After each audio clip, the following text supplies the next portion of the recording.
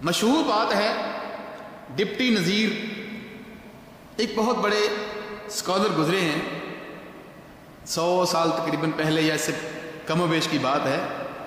Deputy Nazir کے پاس ایک منتہی طالب علم آئے، کسی جامعہ سے فارغ ہو کر پہنچے، تو آ کر ڈپٹی نذیر صاحب سے کہا کہ مجھے مشورہ دیجئے، میں کیا کروں؟ تو ڈپٹی صاحب نے کہا کہاں سے آئے ہو بھائی؟ کہا جی میں فلاں مدرسے کا فارغ ہوں۔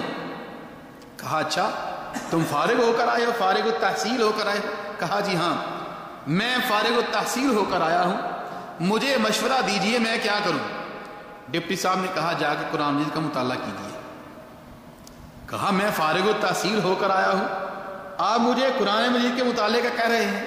کہا میرا بیٹا مشورہ یہی ہے، دوسری کتابیں جہاں پڑھتے ہو ساتھ ساتھ قرآن مجید کا بتمعن باریکی سے قرآن مجید کا مطالعہ کرو، اس کو سمجھو جا کر۔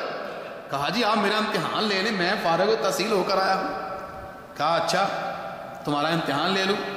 کہا جی جہاں کہیں سے مرضی قرآن مجید کی کہیں کسی جگہ سے مجھے پوچھ لیں۔ کہا اچھا بتاؤ فلاں آیت کا مطلب کیا ہے؟ دمرناہم تدمیرا۔ اس نے کہا اچھا اس کا معنی؟ سوچنا شروع کر دیا، کافی توگدوں کے بعد کہنے لگا ڈپٹی صاحب مجھے شاید آیت پوری پڑھوں تو مجھے سمجھ آ جائے گا، میں اوپر سے دیکھ ایک ترجمہ پڑھا ہوا ہے، مجھے قرآن مجید دیں، میں اوپر سے دیکھ کر اس کو دیکھوں گا تو پھر مجھے سمجھ آ جائے گی۔ ڈپٹی صاحب نے اس نے قرآن مجید مانگا تھا، ڈپٹی صاحب نے اسی طرح اس کو قرآن مجید پکڑا دیا۔ اس نے اب اس آیت کو ٹٹولنا ڈھونڈنا شروع کیا اور آگ پلٹنے شروع کیے، اس کو ملنا ذہن میں نہیں تھی آیت۔ کہا ڈپٹی صاحب مجھے برائے مہربانی وہ نکال دیجئے مکان،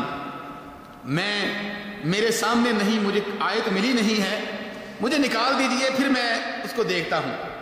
انہوں نے فوراً قرآن مجید سے پکڑا اور فوراً نکال کے اس کے سامنے قرآن مجید رکھ دیا۔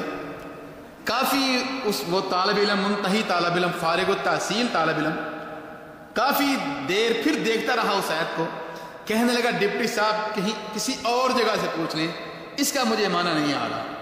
تو کہنے لگے کہ میں نے تمہیں پہلے ہی کہا تھا کہ جا کے قرآن مجید کا مطالعہ کرو۔